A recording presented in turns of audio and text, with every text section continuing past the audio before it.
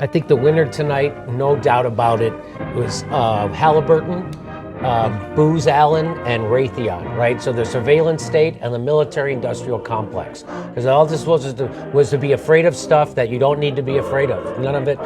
Terrorism is not a problem in America. It's just not a problem. It's not, doesn't. We've talked about, more people die slipping in the bathtub than die from terrorism in America. So so that's who won. They kept us sufficiently afraid.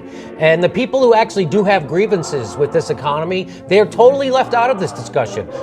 But that is, again, that's what they want, okay? The system has failed. Half the country, in the richest country in the world, half the population is poor, okay? And they, Hillary kind of those emails that got released, she kind of semi-identified the problem. If you're a person living in your mom's basement and you're a barista and you don't have any promise of anything better than that, yeah, maybe you're hoping for a revolution. Yes, maybe you are. Maybe that's what we need. But what they're giving us is more of the same. And every 4 years, it gets worse and worse. And before we were given Dan Quayle, and then it was John McCain, and then it was Mitt Romney and Sarah Palin, and now it's this jagoff, Donald Trump. And the next one's going to be worse. Hillary Clinton isn't going to make things better. It's time to think outside the box, because this is what they're giving us. And this is why half the country isn't paying attention. And there is a revolution coming. Either it's going to be one you want or one you don't want. Look what's happening in Poland right now. Because when the political class turns their back on their own people, the workers, which is what happened when Bill Clinton did NAFTA, deregulated the telecommunications industry, deregulated the Wall Street.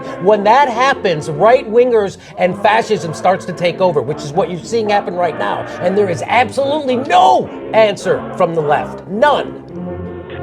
All right, it's about time. Hey, one thing, Bernie Sanders has never had a job in the private sector. He's been in government his whole life. And socialism leads to communism. No, communism leads to Marxism. No, it doesn't. Progressives, they'll just wait and take the time that way. And the Young Turks, you know where the Young Turks came from? They killed 1.5 million Christians. All right, Brian. Let's give Cenk Uygur a chance to chime in. He's okay. Yeah, that's okay. So. Let's take your point about that somebody put in your head through propaganda about how progressivism leads to Marxism. It's absurd. So socialism is what we have today in this country. Please don't have your head explode.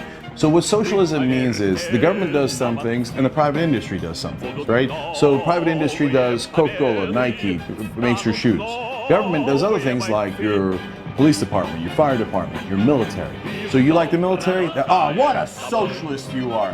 The military is the largest government program there is. So yes, that's how socialism works. So the private industry doesn't do everything, the government doesn't do everything. Does it lead to communism? No. Western Europe is all socialist. We're in essence socialist, and it has never led to communism. Does communism lead to Marxism? No. Communism doesn't work at all. So unfortunately, and some of my super liberal audience will get mad at me, but this is the reality. Human nature, it does not work the way the communists want it to work, where you put in as much as you want and then take out only as much as you need. That is not how human beings work. So communism usually leads to dictatorships, because since it is not a good fit for human nature, some strong man comes in and takes over the process. So it is true that we've never really had communism, because Stalin and the others immediately took over and just made it a dictatorship. And now the so-called communism in China is actually capitalism on steroids. But understand what's going on. That's just, you're not remotely right in thinking that there's some sort of plan. The progressives would like to make this country Marxist. Why would we want that? We don't want that. We just want equality of opportunity. Shouldn't your kids have the same equality of opportunity as the richest kids in America? And the answer is, of course you should. We want free and fair elections. That's the most American thing you can ask for. Okay. On our Republican line, we have Tommy calling in from New York City. Tom?